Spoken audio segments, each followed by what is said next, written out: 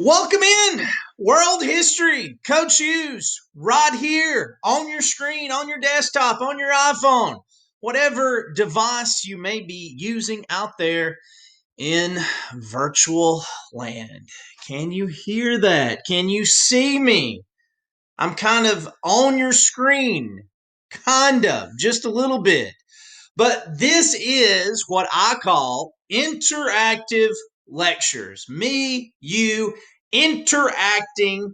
Although there's not a lot of interacting with me, it's more me interacting with you here on screen, Castify. And I am using my radio DJ voice. I told you I was a DJ in a past life in lovely Scottsboro, Alabama. They're at 98.3 FM, 101.7, The Storm. Still, radio stations there today in Scottsboro. So, welcome in to the very first lecture of this school year. It's a little different. I'm not there walking across your desk as you're sitting there. I'm not crawling on the floor. My lightsabers are tucked away in closet areas there at school and here at my house. Welcome into my home office here in lovely New Market, Alabama. This is the first lecture of the school year, and we are getting ready to talk about history. Something that I think a lot of you have probably over the years said, history is boring. Why do we got to learn history? They're all dead. You are correct. They are. But there is a famous saying. If you don't know your history, you are doomed to repeat your history. And to some degree, I think that's happening not only here in the United States, but all over this great globe we call Earth. Now, I can tell you that this year, unfortunately, is going to be a little bit different. I think you guys would have more fun in my classroom versus me speaking to you out there in virtual world. Because I like to entertain. And I hope to come across your screens and entertain you just a little bit. I'm not like the seventh grade history teachers. I do not teach like Coach Haynes, although technically I do because this is on Canvas, right? So everything he does is on Canvas. But I'm more fun than Coach Haynes. I don't teach like Miss Webster and not Miss Ricks. Don't drive a bus. Although I did that one time, but that would be a different story with some legal issues probably. So, okay. So let's jump into today's lecture, shall we? We shall. We shall. And if I start talking to myself, that's weird. Yeah. So on your screen here is what I call my lecture. This is also on Canvas. Usually, how this works is that I would give everybody a note sheet and you would fill in the blanks using this PowerPoint as I present history. But since this is a different setting, I've already provided you all notes, all blanks filled in right there on Canvas. You're welcome. And this PowerPoint is here. And this PowerPoint, again, is there with me on it because you just can't get enough of me. Now, here's how this is going to work. Everything on your notes, everything in this PowerPoint, everything in this presentation, this could be on the quiz, and some of this will be on the test. And I am here to help you, me helping you, you helping me, not really, but me helping you understand history. So without any further ado, let's get started with the presentation right from the very beginning. History. And by the way, if you see a letter and I say circle that letter, or remember it since you can't circle it because, Coach Hughes, this is virtual and I'm looking at a screen. These are important things. So, history is the story of us, humans, in the past. Caveman! Start Stone Age! And historians are people who are nerdy, who like to study and write about humans of the past. A real long time ago. So that's us. Histories paint this picture. And really what you need to know is we've only kept records. We can only see the written record up to about 5,000 years ago. Why? Because before that, we couldn't read or write. We like to sing. La, la, la. And we like to draw pictures. Draw, colors on them cave walls back there. That was good stuff. That's it. We've only had a written record for the last 5,000 years. So anything beyond that, it's kind of a guess. And we're going to go through this PowerPoint and we're going to tell you how we make educated guesses on this. So B, historians try to learn about the problems people faced and how they found solutions. Historians find people of the past interesting. You probably find people of the past 6 feet under dead. Yep, they are. But historians find these people of the past interesting because they do things that are remembered. Most people that we talk about are people that have done something that we remember. Think about it.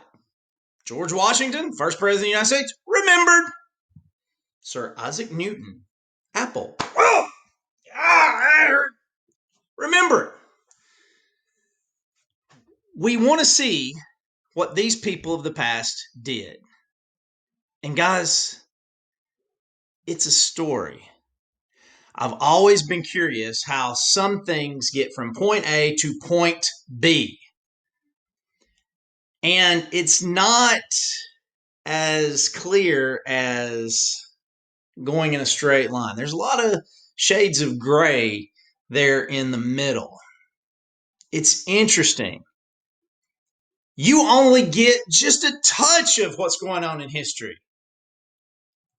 But if you can get in depth and you can understand exactly what's going on, there's a lot of cool things, a lot of cool battles, things that in history books it says, these guys won, these guys lost.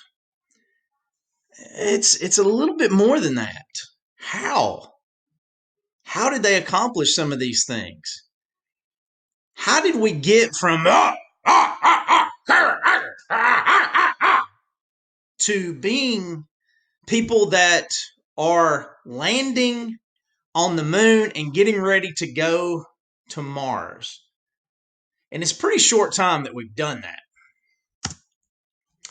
So, what is this history? Well, like I said, historians study the past to understand people's cultures. History helps us understand ourselves better. Now, historians always like primary sources. First person accounts. I was there, I seen it. My own 2 eyes. I was there. Circle D, remember D, quiz. Culture is the knowledge, the beliefs, the customs, and the values of a group of people. The United States has been known as the melting pot. We have all kinds of ethnicities. We have different religions. We have all of these things being thrown together. And sometimes that is a beautiful thing. And then sometimes it causes a lot of tensions because some people don't understand other people's culture or race. And we've got some of that going on today. But it has been going on since the beginning. And that's one thing we're going to talk about. Culture, the knowledge, beliefs, customs, and values of a group of people. Oh, circle A. For the quiz. For the test. You're going to need to know the difference between archaeology and anthropology. So let's look at archaeology first. Circle A, remember A. Circle B, remember B. A, B. The study of the past based on what people left behind is called archaeology. An archaeologist hunt for evidence buried in the ground. When I was in pre-K, preschool as we called it back in the day, we like to dig. We like to dig to find things, and quite frankly, we were going to be the first group of kids to dig to China. We were going to do it. Forget geology. Forget the center of the earth is hot. Forget you can't do it really. We were going to do it. But did you know as I got older that I said, well, if I really digged in the ground and I went straight through the center of the earth, would I hit China? I think I was like 33 when I looked this up. And if I had started in Alabama and went straight through the center, we would have come up in the Indian Ocean. So think about that. So archaeologists hunt for evidence buried in the ground. What are some things that archaeologists would most likely to explore?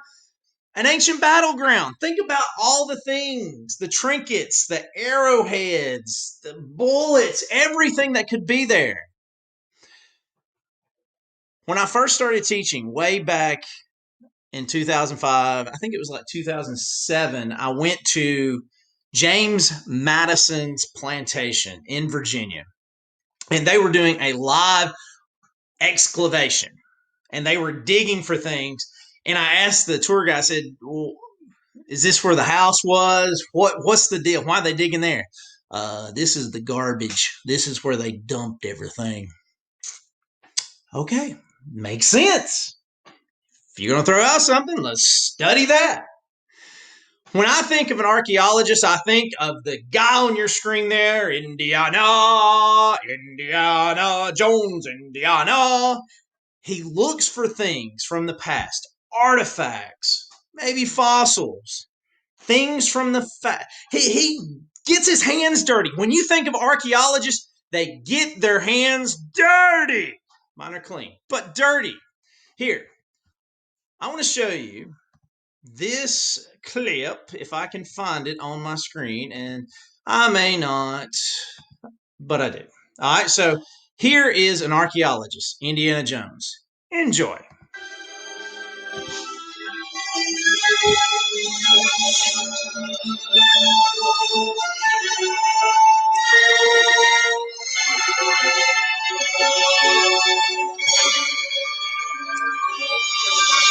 Oh! Oh! Artifact. That's an artifact. Uh-oh.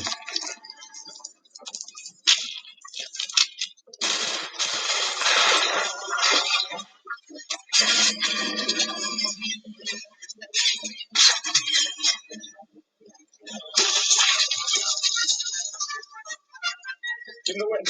Throw me the idol. No time to argue. Throw me the idol. I throw you the win. Oh, shouldn't have done that, Indy. Adios, senor.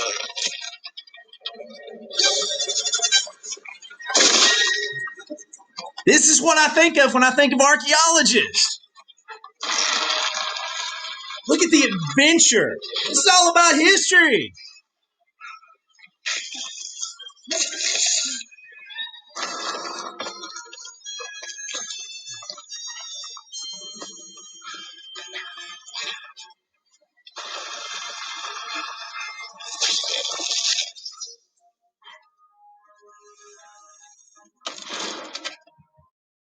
All right, that's what I think of. I absolutely think of the adventure. And I want to make history fun. I don't want to make it boring. I want to be Indiana Jones. Makes me want to quit teaching right now. Can I sign up for the leather jacket? Can I go on the adventures? Or can I teach you to like things like this? Archaeologists, they examine the things that people left in these places to learn what they can tell about the past. The artifact that he got could probably tell who made it, why was it important, why did they do booby traps? It's booby traps, Andy, booby traps. Why? Why were all those things there to protect it? The know is why people go on these grand adventures to be archaeologists. So, for the quiz, for the test, what's the difference between archaeologists and anthropologists? Well, here, let's look at this. The scientific study of the origin, the behavior, the physical, social, and cultural development of humans. Circle B, remember B, quiz, and test question. Anthropologists study how humans develop and relate to one another. Let's think about that. Anthropologists study how humans develop and relate to one another. Let me ask you this. If we were in traditional school, if we were not out here in virtual land, how many of you have to take like a pullover or a jacket to school in August in the state of Alabama because it's really cold in teachers' rooms? What if I told you teachers did that for a reason? They keep their rooms cold. Yeah, it's a comfort factor. Yeah, I don't like to be hot. But here's the thing. If you are sitting in a teacher's room and it's really, really cold, and you got your hoodie on, when you're cold, you start to draw in on yourself. It's cold. Well, there's a reason. Teachers do this on purpose. If you are cold, you draw in. That means you're not touching anybody else. And when you're cold, you usually keep your mouth shut and you don't say anything. How do we know this? Anthropologists have studied how humans develop and relate to one another. This is how they relate to one another. If you're cold, you tend to leave people alone. But let's do the flip side. Let's go in a classroom. It's 92 degrees.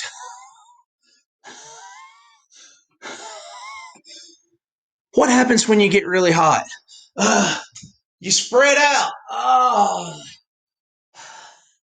And then this happens. You looking at me? You looking at me? You leave me alone. You want to fight? You want to fight? Fight. See, here's the problem. When you get really hot, you get agitated. You get irritated. When you get really hot, the smallest thing can set that aggression factor off in your head and you just go off on people. How humans develop and relate to one another. Cold and hot. How people react when it's cold. How people react when it's hot. Anthropologists study how humans develop and relate to one another. Archaeology, that previous slide, Indiana, India. I'm going on an adventure. I'm digging. I'm getting my hands dirty. Anthropologists, Well, we're going to study how humans develop. We're going to put people in a room, turn the temperature up, and see what happens. How they interact with each other when we flip that switch up to 98 degrees and we got people in it. I got $10 says they're going to fight. That's the difference. And all of this is history. This is kind of fun. Knowing yourself, understanding the past helps you understand the world today. It really does. A lot of what's happened over the last 5 months, a lot of what's happened in the United States over the last 20 years, it's because you guys don't know this. You don't know history. History is the ugly stepchild of English and science and math. We're on the bottom of the totem pole. All of this has happened before. People getting mad at each other. People not understanding culture. People not knowing how to relate to one another. Social media is killing us. You're on your phones and you can type a big game. You can text a big game. You can comment a big game on social media. But when it's one-on-one, me, you, eye contact, it's a different world. You got to understand what's going on in the world that's already happened. And the big thing is this, and I want you to listen. The theme of my class is, how are you today in 2020 any different than people in the Stone Age? And the answer is, you're not. You have better technology, you have better equipment, but some of the same issues have been around forever. If you didn't know your history, you would not know what mistakes you should not repeat. And people are making the same mistakes over and over. The exception is technology. What would happen if countries had no records of their past? I can throw dates out. I'm not going to expect you to remember any dates, but December 7th, 1941, the bombing of Pearl Harbor. September the 11th, 2001, the Twin Towers crumbling down. After both of those dates, and I was alive for the second one, American flags flying everyone. Didn't matter what skin color you are, didn't matter what religion you were, didn't matter what ethnic background you were. Americans first. Everybody was an American. Everybody identified as an American. Everybody was proud. Everybody was together in a common interest. 1941, we banded together against Japan and the Axis powers of World War II. September the 11th, we banded together against Al Qaeda and Osama bin Laden. And today it seems like we're split. Don't be split. People would not remember their nation's great triumphs, their tragedies. All of these things make us who we are. Everything that you out there in virtual world have been through has made you who you are today. Could be bad, could be good, could be a mixture. You're still growing. You're still going. You're going to have all of these grand experiences in the next 5 years. History shapes our identity and teaches us the values that we share.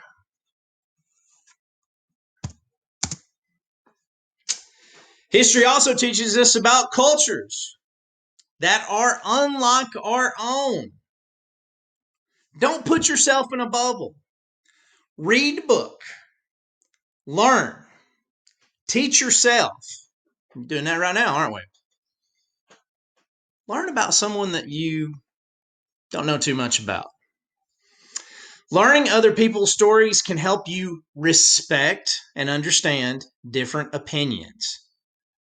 In today's society, it seems like I have an opinion and that's it. Listen up, pay attention, hear comments. You don't have to agree. And just because somebody doesn't agree with you does not mean that they're right, doesn't mean they're wrong, doesn't make you right or wrong either. But listen. You also learn to understand how today's events are shaped by the events of the past. We started at A, 2020, we're at B. And it's not a straight line. It's all over the place. Trust me. Now, what do we need? We got to find these clues. We learn about history from a variety of sources. Fossils, vocabulary term, circle, remember, fossils. Fossils such as bones or footprints preserved in rock give us clues about life very long ago. Excuse me. Dinosaurs, they're not fiction, they existed. How? We have a record. We have their bones, we have their fossils. Do we know what sound they make? No, it's just a guess. If you watch Jurassic World or Jurassic Park, some of that is movie magic. Yes, we have their bone structure. Do we know for a fact what skin color they were? Nope. Do we know what sound they made? We can guess. That's all it is. It's an educated guess. We have some facts, and it's kind of like a movie that is based on facts. We'll take a little fact and then we'll fluff it up a little bit. Circle B, too, artifacts. Artifacts such as tools, coins, pottery also give us valuable information. Writing has also taught us a great deal, although writing has only existed for the last 5,000 years. So, a lot of history beyond 5,000 years ago, when you read about something, it's really an opinion with educated guesses using fossil records and artifacts. That's all it is. Circle A and B for the quiz, for the test. Getting all choked up now. You need to know the difference between primary and secondary sources. Writing can be classified as a primary source when it is written by someone that took part in, that saw, that witnessed. I was there, man. I saw it. Treaties, letters, diaries. Dear diary, today I saw so-and-so push someone out in front of a bus. You're probably going to be called to court, too. Laws, court documents, and royal commands are all primary sources. All of these things you need to know because it's going to be on the test. Absolutely going to be on the test. All right? Got to know the difference between primary and secondary sources. Treaties, letters, diaries, first person. I was there, man. I saw it. I was there. That's a primary source. Now, this is a secondary source. Information gathered by someone. I gathered all this information up, but I didn't take part in. I didn't see it. But I collected information. All these examples are your history book, secondary source. People that wrote your history book were not there to see this live. Journal articles, encyclopedias, all of these things are hearsay. All of these things are gathered in. They were not there to see it with their own eyes. Guys, that's it. How about that? Our first lecture of the year, a little interactive between me and you. I hope you enjoyed it. From lovely Newmarket, Alabama, in an undisclosed bunker. My office. Guys, if you need anything, just let me know. Contact information, you've got all of that. I hope you enjoyed the lecture. You got a quiz, so start studying the vocabulary.